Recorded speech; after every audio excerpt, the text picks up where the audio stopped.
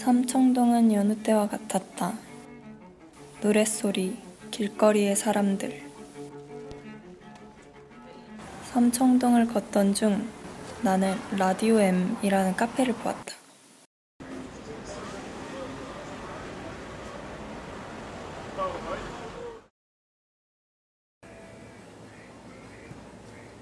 그곳 또한 다른 카페와 비슷했다.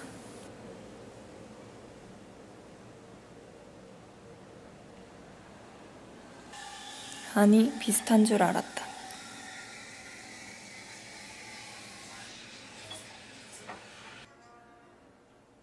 박물관이라는 글자와 곳곳에 보이는 오래된 라디오는 나의 호기심을 이끌었다.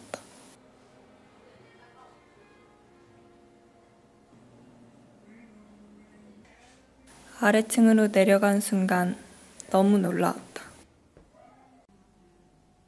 카페와 어우러진 많은 오래된 라디오들은 클래식하고 따뜻한 기운을 전달하고 있었다.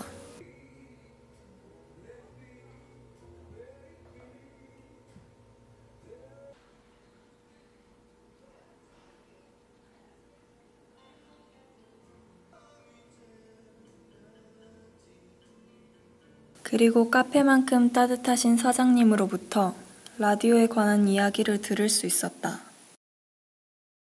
라디오가 종류가 이렇게 많은데 혹시 시대별로 간단하게 말씀해 주실 수 있나요? 네, 여기 보면은 이 라디오가 초창기 라디오예요. 그래서 이게 한 제가 알기로 1916년에 생산된 라디오로 알고 있거든요. 근데 이런 것들은 이제 대중적으로 판매하는 것보다는 개인들도 사실 아마추어들이 많이 만들어서 썼던 라디오 중에 하나, 이런 것들이라든지 이런 것들. 근데 이런 것들은 이제 스피커가 없었기 때문에 이런 헤드폰 형식으로 1, 2인이 들을 수 있는 그런 라디오가 1910년도 중반부터 나오기를 시작했고, 이제 대중적으로 라디오가 생산되기 시작한 거는 1920년도부터 20년도 중반부터 초반부터 나오기 시작한 것들이거든요. 그때 이제 전기로 하는 것이 아니라 배터리로, 이런 중간 사이즈에 있는 이런 배터리로 내는 라디오들인데, 이런 것들은 이제 스피커가 내장이 안 돼 있기 때문에 여기 위에 보시면은 스피커들을 연결해서 스피커 연결하고 배터리를 연결해서 들릴 수 있는 라디오가 1920년도 초반 중반 정도에 많이 사용했던 라디오들이고요. 그리고 이쪽을 보시게 되면 이제 1920년도, 27년도부터는 전기로 꽂아서 쓸 수 있는 라디오가 나오기 시작했었어요. 그때는 이제 가구 형식으로 굉장히 크게 나오기 시작을 했는데, 제가 가지고 있는 게 이제 28년도, 29년도, 30년도 그런 형태의 라디오들이 굉장히 큰 것들이.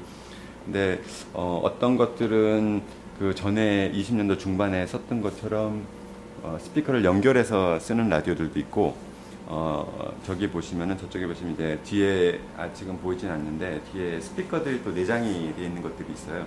그래서 20년도 중반부터 한 40년도까지는 큰 것들이 나왔는데, 30년도 한 초반부터는 이제 저쪽에 보시면 작은 사이즈의 라디오들도 이제 나오기를 시작했어요. 그래서 가격도 이 큰 거 같은 경우는 그때 수준으로 1920년도에 거의 뭐 7, 80불에서 100불이 넘어가는 그런 라디오들이었는데, 너무 이게 부담이 크다 보니까 작은 형식의 라디오들이 30년도 초반부터 이제 나오기를 시작을 했어요.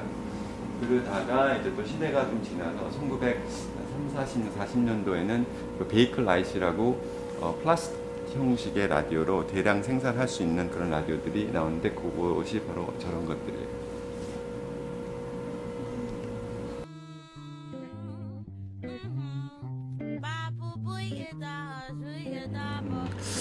제가 외국에서 한 25년 정도를 살았어요. 그래서 그때 그 앤틱 숍을 지나가게 됐는데 가구인 줄 알고 되게 예뻐서 들어갔는데 여기 알고 보니까 진공관 라디오더라고요. 그래서 그때부터 진공관 라디오를 이렇게 하나하나씩 모으기 시작했어요. 처음에는 외향적으로 예뻐서 시작을 했는데 이제 나중에 알고 보니까 라디오가 시대가 변하면서 모양이라든지 디자인이라든지 그런 게 많이 변하더라고요. 그래서 그때부터 이제 구색을 갖출 수 있게 그때 나왔던 뭐 크리스털 웨리어라든지 배터리 라디오 그리고 뭐 플로어 모델 그리고 뭐 베이컬라이트 뭐 그런 식으로 구색을 갖춰서 그때부터 이제 모으기 시작했어요. 처음엔 이제 예쁜 위주로 많이 모으다가 나중에는 조금 구색 갖춘 그런 형식으로 모으기 시작했어요.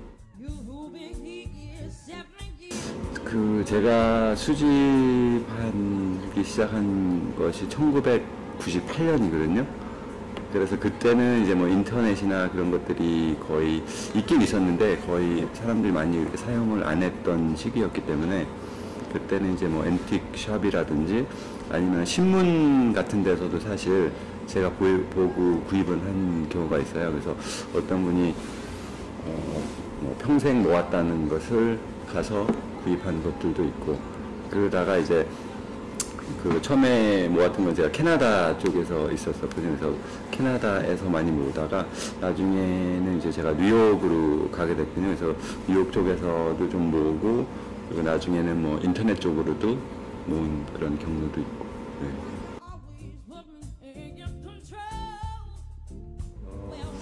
특별한 라디오에 대한 에피소드보다는요. 그러니까 제일 제가 아끼는 라디오는 이렇게 아까 내려오시다 보면 크게 액자처럼 한 거 있잖아요. 네. 그게 처음 제가 구입을 한 거기 때문에 거기에 대한 애착이 좀 있고 그리고 사실 모으고 나서 에피소드라기보다는 좀 생각나는 거는 몇 개 이제 지금 작동이 대부분 다 되는 라디오들이거든요. 저게 그래서 그때 안 됐던 몇 개 라디오를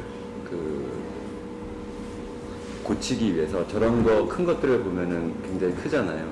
그래서 차라리 차도 사실 바꿨어요. 저거를 집어넣기 위해서는 보통 승용차는 안 되기 때문에 큰 차로 바꿔서 안 되는 것들은 이제 고치는 데 가서 오리지널 피스로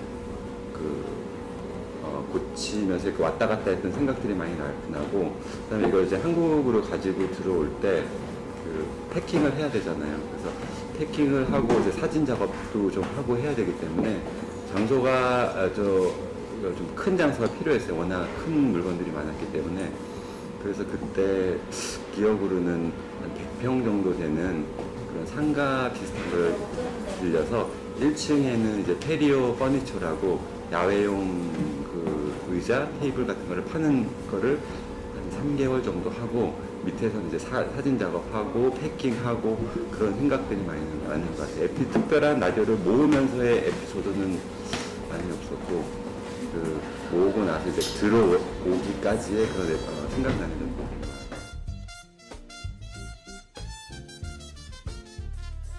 처음에 이렇게 진열을 했을 때 지금은 저기 보면은 CCTV 촬영 중 그리고 만지지 마세요라는 거가 적혀져 있는데 저거가 없었을 때는 정말 나이 드신 분들도 저 라디오 뒷까지 이렇게 막 해서 지금 뭐가 들어있는지 막 만지고 해가지고 고민을 많이 했어요. 저거를 유리를 씌워서 전시를 해야 되나라는 생각을 많이 했는데 나중에 CCTV 촬영 중이라고 딱 적어 놓으니까 그 뒤부터는 잘 안 만지게 되더라고요.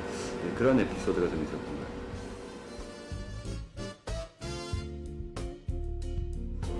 같아요. M이 원래는 모던 뮤직 뮤지엄이란 뜻으로 제가 라디오 M이라고 지었는데 보통 뭐 뮤지엄이라고 그러면은 좀 딱딱한 분위기도 있고 그냥 보고만 가는 그런 느낌인데 저는 여기서 이제 음악 공연도 사실 한 몇 개월 전에는 했었어요. 그래서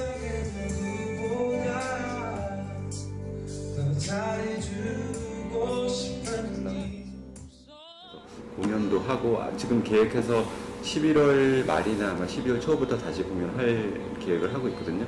그래서 공연도 하고 그다음에 이제 미술품 같은 이런 전시도 하고 좀 뭔가 체험할 수 있는 공간, 그런 북한 문화 공간의 그런 것을 만들기 위해서 M 모던 뮤지엄이라는 뜻으로 만들게 됐습니다.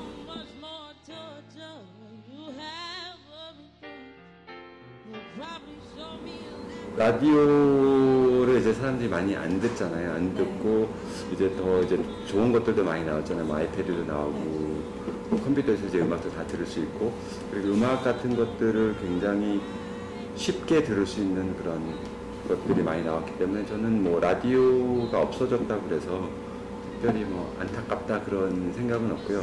다만 쉽게 듣기 때문에 그때 라디오를 들었을 때, 음악을 들었을 때 그 소중함 같은 것들은 조금 없어진 것 같아요. 그러니까 제 세대에서는 제가 좋아하는 음악을 들으려고 그러면 뭐 레코드판을 산다든가 아니면 뭐 카세트 테이프를 사서 듣는다든가 아니면 라디오에서 나왔을 때 밖에 들을 수밖에 없거든요. 지금은 뭐 멜론이라든지 그런데 사이트에 가면 원하는 거 아무거나 막 들을 수 있는데, 그래서 그때 내가 좋아하는 음악이 라디오에서 나오면은 막 카세트를 이렇게 녹음하고 막 듣고 그랬어요. 그래서 그때는 그런 소소한 것들이 되게 행복하다는 것을, 음악에 대한 행복감을 좀 느낄 수가 있었는데, 요즘은 너무 편리해지고 아무 때나 듣기 때문에 그런 것이 좀 없어진 게 안타까운 거예요.